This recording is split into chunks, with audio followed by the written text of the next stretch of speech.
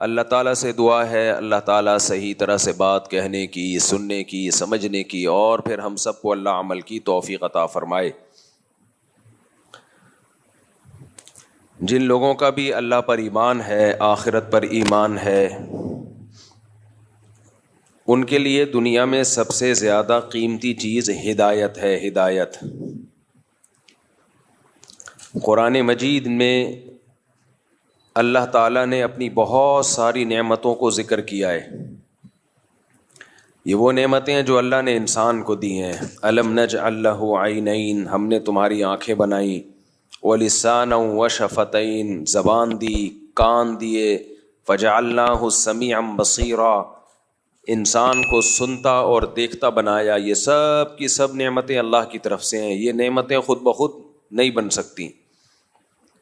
ہمارے کان میں سننے کا عمل اتنا پیچیدہ ہے، آواز کی لہریں جا کے ٹکراتی ہیں اور وہ وائبریشن پیدا کرتی ہیں، ان وائبریشن سے ریز نکلتی ہیں، وہ ریز پھر الیکٹرک ریز میں کنورٹ ہوتی ہیں۔ وہ پورا ایسا خاندانی پیچیدہ سسٹم لگا ہوا ہے کہ وہ خود بخود بن نہیں سکتا۔ ہمارے فزکس کے ٹیچر تھے، ان کی اچھی بات یہ تھی کہ وہ جب فزکس کے اصول بیان کرتے تو اللہ کی کبریائی بھی بیان کرتے تھے۔ وہ پہلے زمانے میں ٹیچر اب بھی ہوتے ہوں گے، لیکن ہمارے زمانے میں ذرا زیادہ ہوتے تھے اس طرح کے ٹیچرز۔ تو وہ ایک ڈاکٹر کے بارے میں تحقیق بتا رہے تھے جو کان کا بہت بڑا کوئی اسپیشلسٹ گزرا ہے ماضی میں، گوروں میں۔ تو بتا رہے تھے کہ جب اس نے کان پہ ریسرچ کی کہ کان سنتا کیسے ہے، تو غیر مسلم تھا وہ، لیکن بے اختیار اس کے زبان سے یہ الفاظ نکلے کہ جو اس کان کو بنانے والا ہے وہ کیسا سمیع بصیر ہوگا، وہ کیسا سننے والا ہوگا، جس نے سننے کا ایسا پیچیدہ آلہ انسان کو بنایا اور انسان کی کھوپڑی میں دو طرف فٹ کر دیا تاکہ ادھر سے بھی سنے اور ادھر سے بھی سنے۔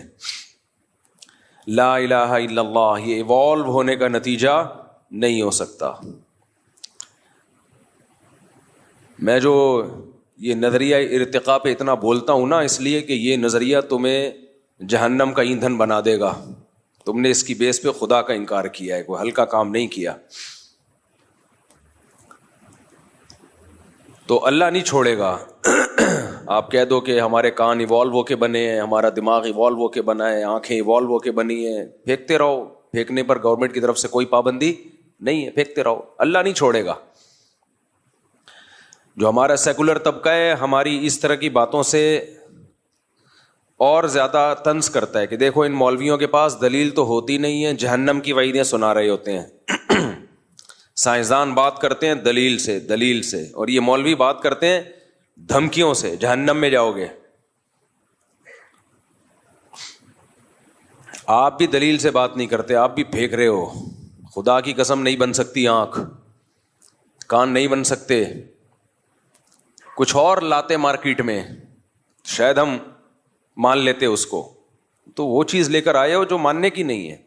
تو تمہاری ان بوسیدہ باتوں کی بیس پہ ہم اپنے بنانے والے کا انکار کریں، دنیا میں اس سے بڑا جرم کوئی نہیں ہوگا۔ دیکھو لوگ جرم کی کوانٹٹی کو دیکھتے ہیں، کوالٹی کو نہیں دیکھتے۔ یہ بہت بڑی غلطی ہوتی ہے لوگوں سے۔ لوگ کہتے ہیں کہ جو شخص زیادہ گناہ کرتا ہے وہ بڑا مجرم ہے، اور جو کم گناہ کرتا ہے، جس کے گناہوں کی تعداد کم ہے، وہ چھوٹا مجرم ہے۔ میرا گلا پتہ نہیں کیوں بار بار بیٹھ رہا ہے۔ دنیا میں خوب سمجھ لو، جرم کی کوانٹٹی سے زیادہ ویلیو کس کی ہوتی ہے؟ کوالٹی کی۔ کس نوعیت کا جرم کیا؟ دیکھو ایک آدمی نے چوری کی، مسجد سے چپل چوری کی ہے، ایک جرم کیا اس نے کہ نہیں کیا؟ پھر اس نے کیا کیا؟ ایک دن کوئی شخص گزر رہا تھا، اسے رکھ کے بلا وجہ تھپڑ لگا دیا، یہ بھی ظلم ہے۔ کتنے ٹوٹل گناہ ہو گئے اس کے؟ 2۔ یعنی آپ ایک ترازو لیں اور اس کے گناہ اس میں رکھنا شروع کریں۔ چپل چوری کا گناہ لا کے رکھ دیا، ½ کلو کا ویٹ ہو گیا اس کا، ٹھیک ہے۔ بلا وجہ جمشید کو تھپڑ لگا دیا، ½ کلو کا گناہ، اور یہ ٹوٹل گناہ کتنے ہو گئے؟ 1 کلو۔ پھر کہیں کسی کی غیبت کی، ہلکی پھلکی، زیادہ بڑی غیبت نہیں، اس کو موٹا کہہ دیا، اس کو پتلا کہہ دیا، اس طرح کی غیبت. غیبت کے بھی درجات ہوتے ہیں. کسی کو زانی کہہ دیا، یہ بہت بڑی غیبت ہے. لیکن ہلکی پھلکی غیبت، ابے موٹا ہے، توند دیکھ اس کی، یہ آدھا کلو کا گناہ اور ہو گیا. ٹوٹل کتنے ہو گئے؟ 1.5 کلو، 3 گناہ. اس طرح اور بھی چھوٹے چھوٹے گناہ لائیں تو یہ ٹوٹل 10 کلو کے ہو گئے. اب 20 گناہ ہو گئے، لیکن ویٹ کتنا بن رہا ہے؟ 10 کلو. گناہوں کی تعداد ہے ٹوٹل 20. لوگ اس کو زیادہ برا سمجھیں گے، کتنا گناہ گار ہے، دیکھو اس کو گالی دی تھی، اس کو برا بلا کہا تھا، وہاں سے چپل چوری کی تھی. لیکن ایک دوسرا شخص ہے جس کی زندگی گناہوں سے بالکل پاک، نہ کبھی کسی کی غیبت کی اس نے، نہ کبھی مسجد سے چپل چوری کی ہے اس نے، نہ کبھی کسی کو تھپڑ مارا. ایک دن اٹھا اور اس نے جمشید کو قتل کر دیا. یہ گناہ کتنے ہیں؟ 1.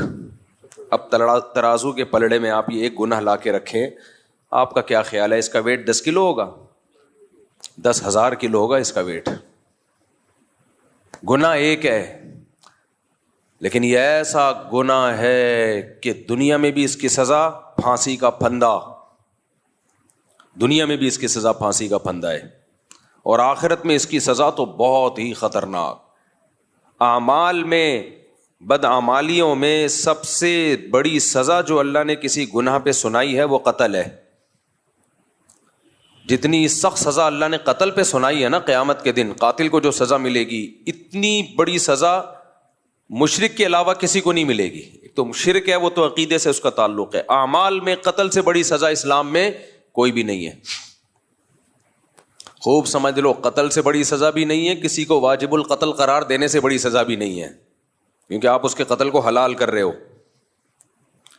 یہ بھی آج کل پھر میں اس پہ بات کروں گا سوال جواب کے سیشن میں، کہ بات بات پہ فلاں واجب القتل، فلاں واجب القتل. تو سب سے زیادہ اسلام میں کسی چیز کی اگر کوئی ویلیو ہے نا تو انسانی جان ہے، انسانی جان. میدان جنگ میں بھی لڑائی ہو رہی ہے، ایک شخص نے کلمہ پڑھا، صحابی نے سوچا کہ یہ تو موت کے ڈر سے پڑھ لیا ہے اور قتل کر دیا. آپ صلی اللہ علیہ وسلم کس قدر غضبناک ہوئے. ان صحابی نے کہا یا رسول اللہ، انہوں نے تو موت کے ڈر سے کلمہ پڑھا تھا نا، ابھی میدان جنگ میں آمنے سامنے کھڑے ہوئے. تو آپ نے فرمایا ہلا شققت قلبہ، تم نے اس کے دل کو چیر کے دیکھا تھا؟ تو قتل نفس یا واجب القتل ہمارے ہاں سب سے ہلکی اور سستی چیز بن چکی ہے، اور مذہب کا لیبل لگا کے. تو خیر، تو آپ نے کیا کیا؟ ترازو کے دوسرے پلڑے میں لا کے رکھا قتل نفس. گناہ کتنے ہیں؟ 1. کوانٹٹی نہیں ہے، کوئی 10 20 15 40 گناہ نہیں ہے، بلکہ کوالٹی وائز یہ سب سے بھاری ہے، یہ بہت بھاری گناہ ہے. ایک گناہ ساری زندگی کی ساری نیکیوں کو چٹ کر جانے کے لیے کافی ہے. ہم سے غلطی یہ ہو رہی ہے کہ آج بھی ہم لوگوں کو ناپنے کے لیے یہ دیکھ رہے ہوتے ہیں اس کے اعمال میں کتنے گناہ ہیں، کتنی غلطیاں کرتا ہے، یہ کتنی مسٹیکس کرتا ہے. یہ نہیں دیکھتے کہ کس نوعیت کی مسٹیک کر رہا ہے، کس نوعیت کی غلطی کر رہا ہے. تبھی اسلام کا انسانیت کو جانچنے کا پیمانہ الگ ہے، اور عام لوگوں کا انسانیت کو جانچنے کا پیمانہ الگ ہے. ہر ایک کے پیمانے الگ الگ ہیں.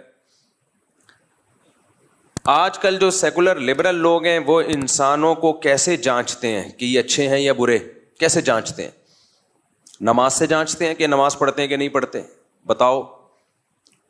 منہ سے بولا یار. ان سے اس سے کیا ہے؟ کہتے ہیں انسان اچھا ہونا چاہیے، بے شک نماز نہ پڑھے. اصل تو انسان ہے. اصل کیا ہے؟ انسان ہے. اصل تو انسان ہونا چاہیے. اچھا بھائی، اصل انسان کا کیا مطلب ہے؟ اصل انسان یہ ہے کہ اصل انسان ہونا چاہیے. 2-3 چیزیں ہی رہ گئی ہیں بس. کسی کا دل نہ دکھائے، کسی کو منع نہ کرے، اور لوگوں کے ساتھ تعاون کرے. کبھی کوئی ضرورت پڑ جائے تو اچھا سلوک کرے لوگوں کے ساتھ. بس یہ ہے. ٹوٹل ختم. انسانیت یہاں پہ کیا ہو گئی؟ اینڈ. کافر کا یہ کرائٹیریا ہے. آج ایک غیر مسلم عیسائی ہے, غیر کسی اور ملک میں رہتا ہے, وہ مسلمانوں پہ بہت برس رہا تھا, کہہ رہا تھا بتاؤ دنیا میں سب سے زیادہ گالیاں دینے والے لوگ کون سے ہیں, کمنٹس میں بتائیے. نیچے لوگوں نے لکھا مسلمز. بتاؤ دنیا میں سب سے زیادہ لڑاکا کون ہے, نیچے لوگوں نے لکھا مسلمز. اچھا وہ خود عیسائی تھا. میں نہیں کہہ رہا سارے عیسائی ایسے ہوتے ہیں, یہاں جو عیسائی رہتے ہیں تو بہت اچھے طریقے سے رہتے ہیں, لیکن ہر طرح کے لوگ ہر جگہ ہوتے ہیں. تو کہہ رہے بتاؤ سب سے بڑے دہشت گرد کون ہیں, نیچے لکھا ہوا تھا مسلم. تو پھر اس نے عیسائیت کی تبلیغ شروع کر دی کہ دیکھو مسیحی میں کتنا یعنی کتنا برداشت ہے وغیرہ وغیرہ. تو کسی نے نیچے کمنٹس کیے ہوئے تھے بتاؤ ایک خدا کو تین کہنے والے کتنے ہیں, کون ہیں؟ صحیح ہے نا, خدا ایک ہے اس کو تین بنانے والے کون ہیں؟ اب جواب دو نا. یعنی وہ جو کمنٹس میں تھا اس کا کہنا تھا جواب دو, اب نیچے لکھو. ظاہر ہے کرسچینٹی ہے, ایک خدا کو تین بنا دیا اور کہہ دیا کہ اللہ نے عیسیٰ ابن مریم کو اپنا بیٹا بنایا ہے, معاذ اللہ. تو اسی عقیدے کو ایکسپلین نہیں کر سکے. مقصد کسی مذہب کا مذاق اڑانا نہیں ہے, لیکن ظاہر ہے جو شخص یہ کام کرے گا تو پھر اس کو جواب تو ملے گا نا. چند مسلم اسکالرز جو شدت پسند ہیں, جو میجورٹی ان کی مخالفت کرتی ہے, وہ چند شدت پسندوں کا جرم پوری مسلم کمیونٹی پہ ڈال دیا. تو یہ ظلم ہے یا نہیں ہے؟ اگر مسلمان شدت پسند ہوتے تو پاکستان میں ہندو اتنے مزے سے رہتے جتنے مزے سے رہتے ہیں بھائی. اگر مسلم شدت پسند ہوتے تو مسیحی لوگ اتنے مزے سے زندگی گزارتے ہیں یہاں جیسے گزارتے ہیں. ہم نے تو کبھی کسی چرچ کی طرف رخ نہیں کیا کہ ہم اس کو جلائیں گھرائیں, اس عمل کو ہم حرام سمجھتے ہیں. ہمارے کلاس فیلو میں مسیحی لوگ تھے, جایا کرتے تھے چرچ, ہم نے تو کسی پہ کبھی زندگی میں طنز نہیں کیا. تو اب چند لوگوں کی بات کو پورے مذہب پہ ڈال دینا کتنا بڑا ظلم اور زیادتی ہے یہ. تو میرا مقصد یہ تھا اس طرح کا جب بھی کوئی طنز کیا کرے نا تو علمی دلائل نہیں دیے جاتے ایسے لوگوں کو, ان سے الٹا سوال پوچھا جاتا ہے. الٹا سوال پوچھا جاتا ہے کہ ہم اگر جیسے بھی ہیں اتنے برے نہیں ہیں کہ خدا کو ہی تین بنا دیں. یہ زیادہ بڑا جرم ہے. شرک سے بڑا جرم اس کائنات میں کوئی ہو نہیں سکتا. خدا ایک ہی ہے اور حقیقی معنوں میں ایک ہے, اس کے ساتھ کوئی شریک نہیں ہے. سربراہ ایک ہی ہوتا ہے, سربراہ ایک ہوتا ہے. دیکھو ایک عورت شوہر کی نافرمان ہے, خدمت نہیں کرتی, شوہر کہتا ہے بیگم آج موڈ خراب ہے ذرا چائے بنا دو, نہیں بنا رہی. بیگم کپڑے استری کر دو, خود اٹھ کے کر لو, کبھی خود بھی کر لیا کرو, نہیں کر رہی وغیرہ وغیرہ. گزارا ہو جاتا ہے ایسی عورت کے ساتھ. لوگ کر رہے ہوتے ہیں چل یار خود ہی کر لو, یعنی لوگ کہہ رہے ہوتے ہیں کہ چلو خود ہی کر لو. تو لیکن اگر بیوی یہ کہنا شروع کر دے, شوہر کا نام جمشید ہو, میں نے ستار بھائی کی جان چھوڑ دی ہے, غفار اور ستار کا پیچھا, سلیم کو بھی معاف کر دیا, اب جمشید آ گیا مارکیٹ میں, نیا نام آنا چاہیے نا. ہاں جمشید. اب بیگم نافرمانی کرتی ہے, جمشید برداشت کر رہا ہے. برداشت کرتے ہیں خاندانی لوگ, یہ چھوٹی موٹی چیزیں برداشت کرتے ہیں گھر چلانے کے لیے, بچوں کی خاطر. لیکن ایک دن بیگم نے بول دیا کہ جمشید تم ہو, تم میرے شوہر ہو, تم میرے ہسبینڈ ہو, لیکن سلیم بھی کچھ ہے, کچھ اس میں بھی, وہ بھی کچھ شوہر والا مادہ اس میں پایا جاتا ہے. جو حقوق میں تمہیں دے رہی ہوں اس میں سے کچھ چھڑکاؤ میں, پورے حقوق نہیں دوں گی, کچھ چھڑکاؤ میں سلیم پہ بھی کروں گی. آپ کو آ گیا غصہ, بھائی شوہر تو ایک ہی ہوتا ہے. تو کیا میں کب کہہ رہی ہوں کہ آپ دو ہیں, آپ ایک ہی ہیں, شوہر ایک ہی ہے. لیکن اس لحاظ سے دیکھا جائے ایک دوسرے اینگل سے تو سلیم بھی کچھ شوہر لگتا ہے. کہ بھائی شوہر ایک ہوتا ہے, تو میں کب کہہ رہی ہوں کہ دو ہیں. میں شوہر میں توحید کی قائل ہوں, ہسبینڈ صرف ایک. تو پھر اس کا نام کیوں لے رہی ہو بار بار سلیم کا؟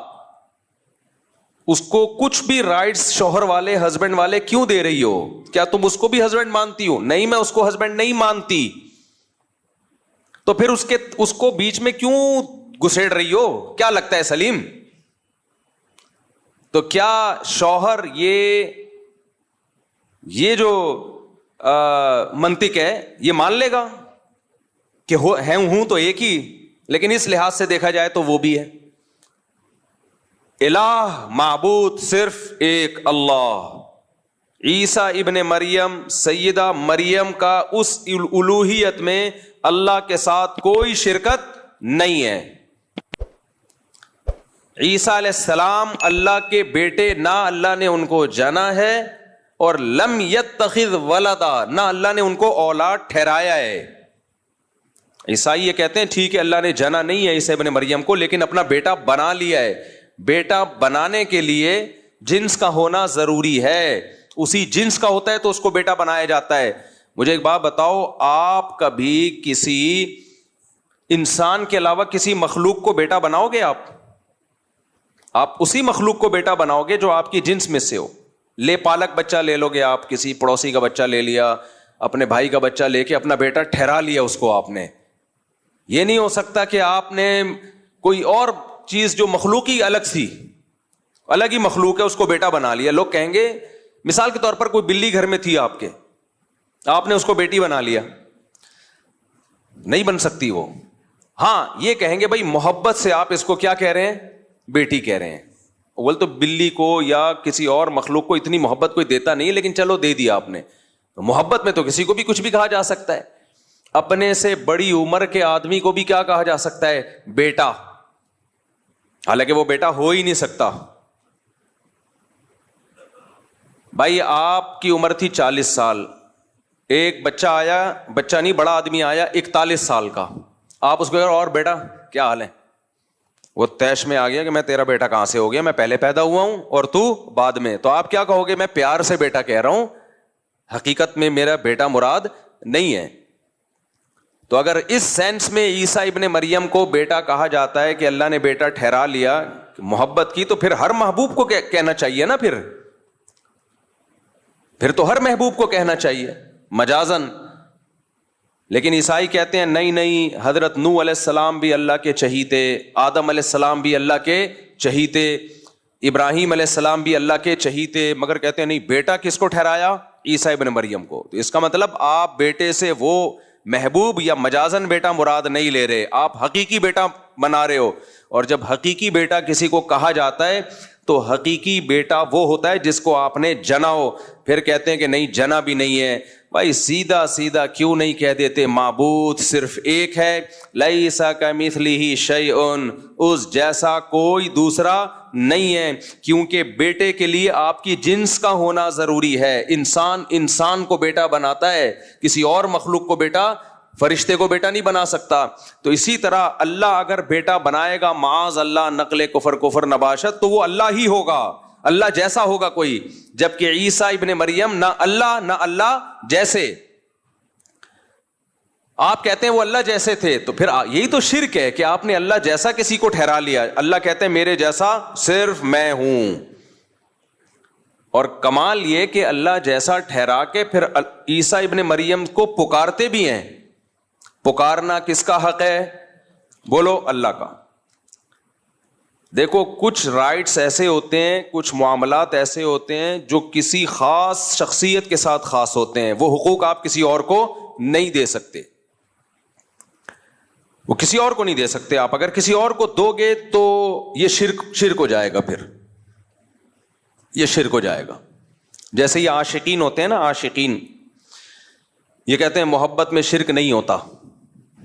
عاشق اپنی معشوقہ سے کیا کہتا ہے؟ معشوقہ کہتی ہے تمہارے موبائل میں تو جمشید کے نام سے ہم نے سرچ کیا تو پتہ چلا وہ جمشیدہ نکلی۔ تو یہ جواب میں کیا کہتا ہے؟ میں محبت میں شرک برداشت نہیں کرتا، صرف تم ہو میری، کہتا ہے نا۔ تو کیا مطلب اسے اپنی ماں سے محبت نہیں ہے؟ ماں سے بھی تو محبت ہے، باپ سے بھی تو محبت ہے، لیکن اپنی محبوبہ کو کیا کہہ رہے؟ محبت میں شرکت نہیں کرتا۔ کیا مطلب؟ محبوبہ یا بیوی سے جس قسم کی محبت کی جاتی ہے وہ والی محبت ماں اور باپ سے نہیں کی جاتی۔ ماں اور باپ سے جس قسم کی محبت کی جاتی ہے وہ والی محبت محبوبہ یا اولاد سے بولو نہیں کی جا سکتی. تو اس سے پتہ چلتا ہے کہ ہر محبت دوسرے سے ڈفرینٹ قسم کی ہوتی ہے. تو جس محبت میں شرک کی اجازت ہے وہاں کر سکتے ہو, جس محبت میں شرک کی اجازت نہیں ہے وہاں نہیں کر سکتے. عورت کو اسلام نے, غیرت نے اور فطرت نے اجازت نہیں دی کہ جمشید کو جب آپ نے اپنا ہسبینڈ بنا لیا تو یہ ہسبینڈ والی محبت آپ سلیم یا غفار کو دیں. اجازت دی ہے یا دنیا کا کوئی قانون اجازت دیتا ہے اس کو؟ اب میں مثالوں سے بات سمجھاتا ہوں تاکہ میرا دعویٰ سمجھ میں آئے, اور دعا کرو یہ مائک ٹھیک ہو جائے. یہ جو نیٹ پہ جا رہا ہوتا ہے نا, ان کو نہیں پتہ چل رہا ہوتا کہ مائک خراب ہے, کیونکہ وہ تو ریکارڈنگ سے ہو رہا ہے نا. یہاں مجھے پتہ چل رہا ہوتا ہے کبھی آواز ایک دم آ رہی ہے, کبھی مارکیٹ سے شارٹ ہو رہی ہے. تو اب مجھے ایک بات بتاؤ, ایک عورت اپنے ہسبینڈ سے محبت کرتی ہے اور کہتی ہے میں صرف تم سے محبت کرتی ہوں, کوئی دوسرا شخص بیچ میں کھڑا ہوا ہے, وہ کہہ رہا ہے کیا مطلب, وہ اپنے باپ سے نہیں کرتی, اپنے بیٹوں سے محبت نہیں کرتی, تو وہ کیا کہے گی, تو پاگل ہے, تو سمجھتا نہیں ہے بات کو, سمجھتا نہیں ہے بات کو, نکل پڑتا ہے رات کو. بھائی ہسبینڈ سے جب یہ کہا جاتا ہے مجھے صرف تم سے محبت ہے, تو مطلب جو ہسبینڈ والی محبت ہے وہ صرف تم سے ہے. باپ والی محبت, اولاد والی محبت کی یہاں بات ہی نہیں ہو رہی ہے. اب ہسبینڈ والی محبت کیا ہے بھائی؟ جو آپس کا ریلیشن ہے میاں بیوی کا, وہ صرف ہسبینڈ کے ساتھ ہو سکتا ہے. عشق معاشقہ صرف ہسبینڈ کے ساتھ ہو سکتا ہے, کسی اور کے ساتھ نہیں ہو سکتا. تو اسی طرح خوب اچھی طرح سمجھ لو, معبود سے بھی خاص قسم کی محبت کی جاتی ہے. وہ محبت میں آپ معبود یعنی اللہ کے ساتھ کسی کو شریک نہیں کر سکتے.